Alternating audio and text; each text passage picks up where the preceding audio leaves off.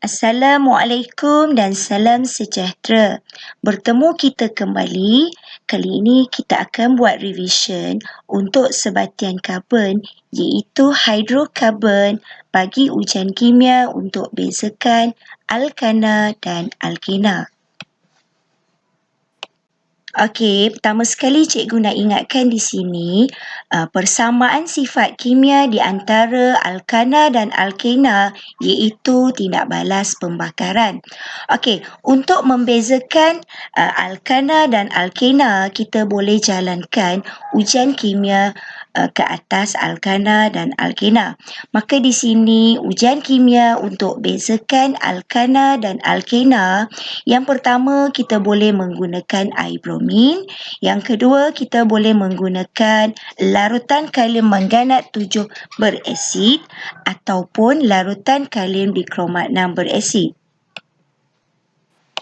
Okey, pelajar seharusnya tahu bahawa alkana dan alkena wujud keadaan fizik yang berbeza pada suhu bilik iaitu 25 darjah Celsius.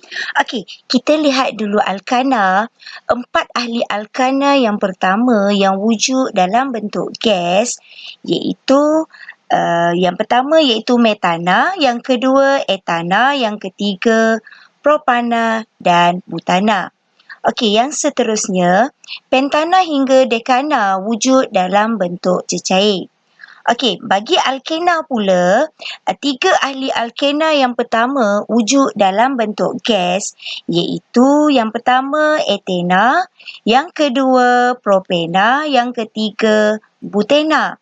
Okey, yang seterusnya, pen-1-ena hingga non-1-ena wujud dalam bentuk cecair, manakala dek-1-ena wujud dalam bentuk pepejal.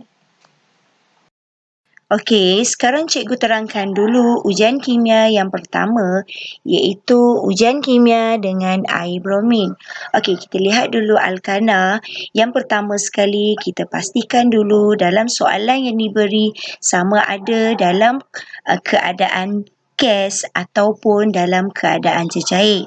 Okey, sekiranya soalan dalam keadaan gas yang melibatkan bahan contohnya gas metana, etana atau propana ataupun butana, cara kita menjawab, okey, alirkan gas metana atau gas etana atau gas propana atau gas butana ke dalam air bromin pada keadaan bilik.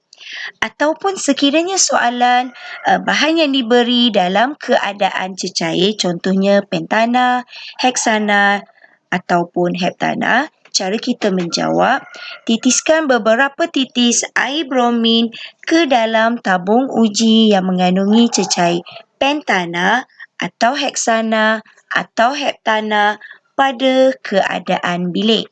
Okey, pemerhatian yang diperolehi daripada ujian tersebut, tiada perubahan atau warna perang air bromin kekal tidak berubah.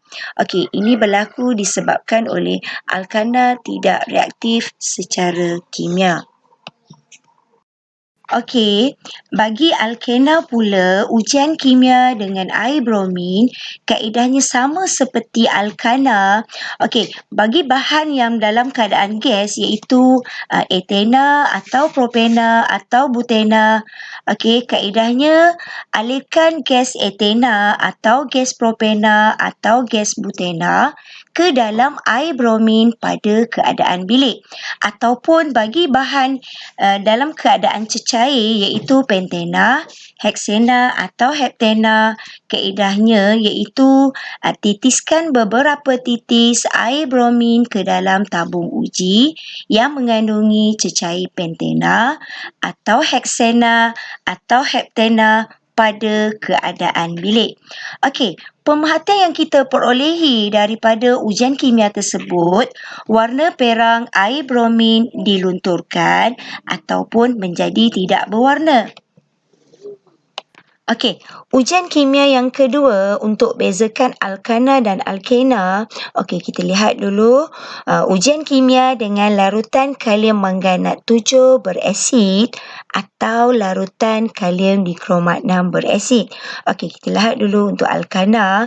Sama juga seperti tadi, alirkan gas metana atau gas etana atau gas propana atau gas butana ke dalam larutan kalium manganat 7 berasid atau larutan kalium dikromat 6 berasid pada keadaan bilik ataupun kalau bahan yang melibatkan cecair, okey, titiskan beberapa titis larutan kalium manganat 7 berasid atau larutan kalium dikromat 6 berasid ke dalam tabung uji yang mengandungi cecair pentana atau heksana atau heptana pada keadaan bilik.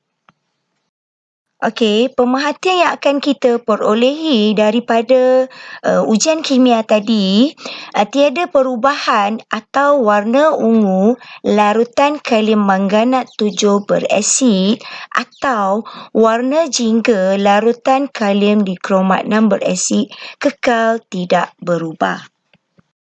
Okey, yang terakhir bagi alkena pula, ujian kimia dengan larutan kalium manganat 7 berasid atau larutan kalium dikromat 6 berasid, kaedahnya sama seperti tadi. Okey, jadi kalau bahan yang melibatkan gas, okey, alirkan gas etena atau gas propena atau gas butena ke dalam larutan kalium manganat 7 berasid ataupun larutan kalium dikromat 6 berasid pada keadaan bilik ataupun bahan dalam keadaan cecair, contohnya seperti pentena, heksana ataupun heptana. Okey, kaedahnya titiskan beberapa titis larutan kalium manganat 7 berasid atau larutan kalium dikromat 6 berasid ke dalam tabung uji yang mengandungi cecair pentena atau heksana atau heptana pada keadaan bilik. Okey, pemerhatian untuk ujian kimia tadi, okey, warna ungu larutan kalium manganat 7 berasid berubah menjadi tidak berwarna ataupun sekiranya kita menggunakan larutan kalium dikromat 6 berasid, warna jingga larutan kalium dikromat 6 berasid berubah daripada jingga kepada hijau. Setakat ini saja pembelajaran kita pada kali ini. Jangan lupa tekan butang subscribe supaya anda tidak terlepas siri bersama cikgu yang seterusnya.